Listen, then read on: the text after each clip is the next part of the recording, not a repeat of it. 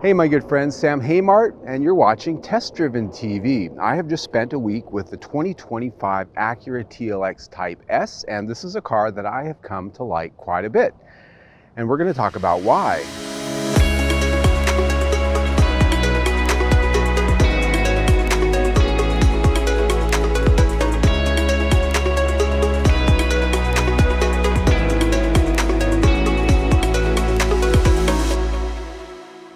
All right, my friends, let's talk about the car we have. I'm actually one of the first journalists to get the new 2025 Acura TLX here in Phoenix. They had a 24, that's what I was scheduled in, and the week that they were going to give this to me, they said, nope, it's going to be a 2025, and they had to do a few things to get it ready, so I had to wait an extra day to get it. So what are we looking at here? This is the top of the line in the Acura TLX line, the Type S. This one has a couple of options on it. Urban gray pearl paint, which is a little bit of an extra, and those wheels. Look at those wheels. I absolutely love a copper and bronze wheel with any vehicle on the right color, and I think these just pop. 20-inch wheels, and look down inside those things. Type S comes with larger Brembo brakes, 14-inch discs, and look at those calipers, nice bright red calipers. And so by now you've seen the option prices on those two things. What does this thing cost? We are at $63,000 and some change on this one because of these options. Literally the most you can spend on this car unless you find some other special edition out there. So what is this? Well, a lot of people will tell you this is loosely based on the Honda Accord, but there's a lot that makes it different. It's got a unique chassis architecture in a few locations, primarily the front suspension, which is a double wishbone front suspension, which is a little bit more sporting accurate and better for handling. This has the 3-liter turbocharged V6 under the hood with 355 horsepower, and it has super handling all-wheel drive, which routes 70% of the torque to the rear axle. So it's got a pretty comprehensive drivetrain upgrade, a chassis upgrade. There's a lot going on here that makes this competitive, and we'll get to that as we get out for the drive. Styling wise, not very much out there that looks like this. One of the nice changes they made in 2024 when this got a refresh, keep in mind this is a car that's been out since 2021, so not a lot new since then, but a few things. A new grille that has a smaller radar sensor right there where the emblem is. Not that big, huge square thing that it used to have. The lower front fascia is redesigned along with some fresh looks in the headlights. And let's get to the back because that's really sexy, I think. A nice gloss black spoiler right there on the deck lid. Pretty aggressive, but not over the top. It's certainly not a Honda Civic Type R type of wing, but it's something that you can park in the corporate parking garage and they're not going to look at it too askew. Type S logos. And look at the rear bumper. That's something that might get the boss's attention. Look at those exhaust tips and that lower splitter down there. Damn. And those are real. Those are real exhaust tips. They're not fakes like Mercedes-Benz and some of the other brands out there like to service up these days. You will burn your leg on these things if you get too close to them. And I love that realism in a driver's car. The interior of the Acura TLX is a place that I have really enjoyed in my week with it, and I was thrilled when it showed up and I saw that they gave me one with red leather. I absolutely love red leather. I'm just kind of excited by it. That said, what I was also pleased to see is that the expected levels of craftsmanship, fit and finish, and quality materials that I've always come to know from Acura is here. When you look around, you see everything just really looks of quality, and it is. The switchgear is top notch. Honda and Acura both have done some of the best interiors in the car business for years, no matter the price, and this is no different. A lot of creature comforts, a lot of design ovations. These seats, heated, ventilated, leather seats with micro suede inserts, they are extremely comfortable. Power for the driver, power for the passenger. I have memory settings over here. There's a lot of adjustments on this seat, and there's just some good bolstering. They're somewhat aggressive because we are in a sports sedan. It's just been a great place to sit all week. The steering wheel has some metal paddle shifters on it, a nice feel, red stitching. Ahead of me, a 12.3-inch digital instrument cluster that the look and feel of changes up every time you come up with a different drive mode. And you can also move information and choose the information sets that you have displayed on there. This also has a head-up display that I can see out there ahead of me. Over on the center stack, 12.3-inch screen, which we'll talk about separately.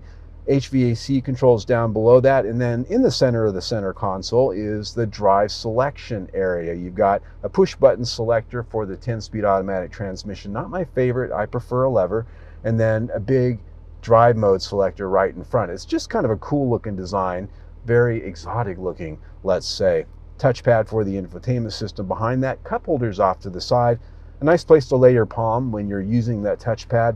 And one of the things I really like about this design is a place to put your phone right here where it's in plain view, a wireless charger. So when it lights up, maybe there's an alert, you can take a quick glance at it without having to dig it out of a hole someplace. Storage inside here, pretty good. Almost the size of a square tissue box, maybe a little bit wider, a little bit deeper, but it's a nice size. There's lots of power ports in there, both kinds of USB ports as well as a 12-volt power outlet. Above me is a power sunroof, as I would expect at this price. And I will say that the air conditioner in this thing is working pretty darn good today.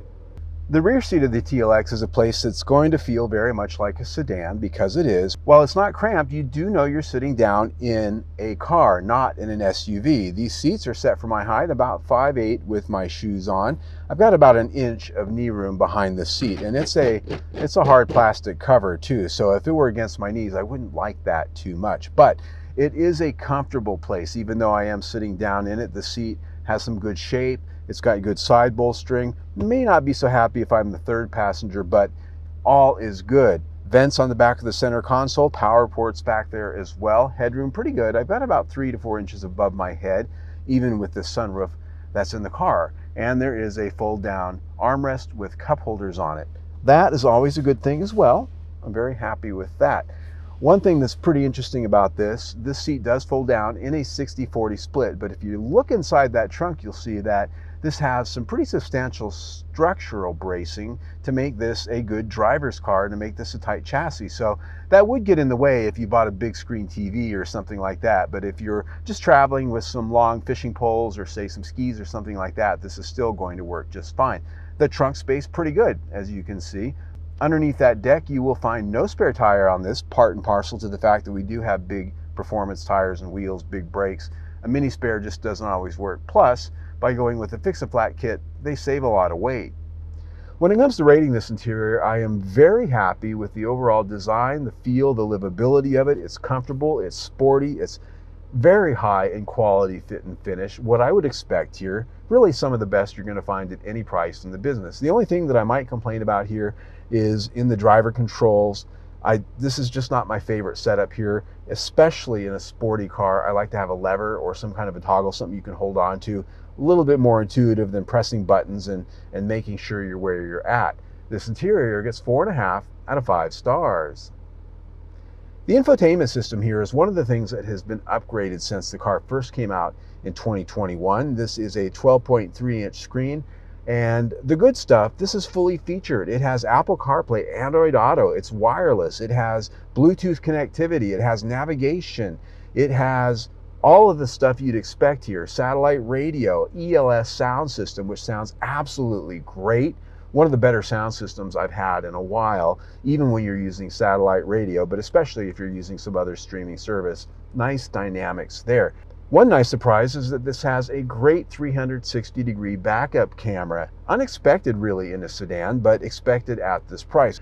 The one thing I don't like about this system, it is not a touchscreen. There is a trackpad down here on the center console that doesn't work very well. Now, Acura had sent me a video one time showing me how to use this so that I wouldn't complain about it, but what I said then and what I'll say now is if you have to show me a video to learn how to use this, you've done it wrong. This should be easy for a driver to get behind the wheel and just track around and use this. And most of these trackpads typically don't work very well. Lexus has one in some of their vehicles that I think works a little bit better than this. This is just very difficult. You have to swipe around and start over and do things 3 or 4 times to actually try to get to a navigation point in it. I just don't like it. It sucks. I hate to say that, but there are just so many other ways to do this. Most of the other manufacturers have moved on from this business. Acura needs to. So this is a system that would be a 5-star system if not for this. Instead, it gets 4 out of 5 stars.